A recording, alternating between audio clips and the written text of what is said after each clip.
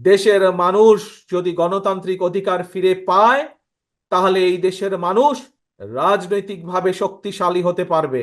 বিএনপির ভারপ্রাপ্ত চেয়ারম্যান তারেক রহমানের বিরুদ্ধে দায়ের করা ৮৪টি মামলার মধ্যে ৫টিতেই দণ্ডপ্রাপ্ত হয়েছেন তিনি। এছাড়া খারিজ, খালাস ও অব্যাহতি পেয়েছেন ২৯টি মামলা থেকে। স্থগিত রয়েছে কর ফাঁকি ও চাঁদাবাজির ১৫টি মামলা।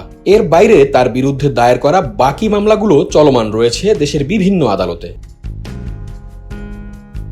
সর্বশেষ গত ১ ডিসেম্বর ২১শে আগস্ট গ্রেনেড হামলা মামলায় খালাস পেয়েছেন তিনি। তবে তার বিরুদ্ধে আরও ৪ মামলার দণ্ড রয়েছে। যদিও বিএনপির আশা দণ্ড পাওয়া বাকি ৪ মামলায়ও ন্যায্য বিচার পাবেন দলের ভারপ্রাপ্ত চেয়ারম্যান। তারেক রহমান এখনও যে সকল মামলায় সাজাপ্রাপ্ত তার মধ্যে রয়েছে অরফানেজ ট্রাস্ট, জ্ঞাত আয় বহির্ভূত সম্পদ অর্জন, মানি লন্ডারিং ও মানহানির মামলা। এর মধ্যে অরফানেজ ট্রাস্ট মামলায় বিএনপির চেয়ারপারসন বেগম খালেদা জিয়াকেও ৫ বছরের কারাদণ্ড দেয় বিচারিক আদালত। একই সঙ্গে তারেক রহমান সহ অন্য ৫ আসামিকে ১০ বছরের কারাদণ্ড দেওয়া হয়। মামলাটি বর্তমানে আপিল বিভাগে বিচারাধীন রয়েছে।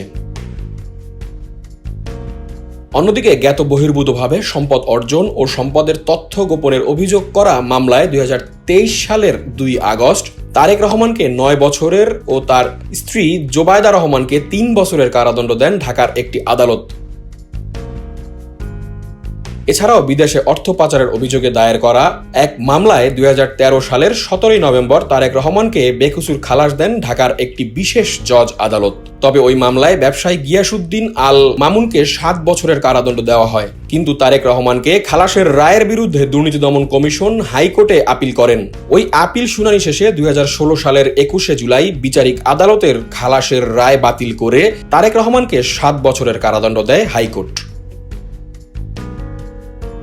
২০০৭ সালে তত্ত্বাবধায়ক সরকারের আমলে জরুরি অবস্থা জারির পর গ্রেপ্তার হয়েছিলেন তারেক রহমান। পরে জামিনে মুক্তি পেয়ে সপরিবারে দেশ ছাড়েন তিনি। এরপর নির্বাচনে আওয়ামী লীগ ক্ষমতায় আসার পর তারেক রহমান আর দেশে ফেরেননি।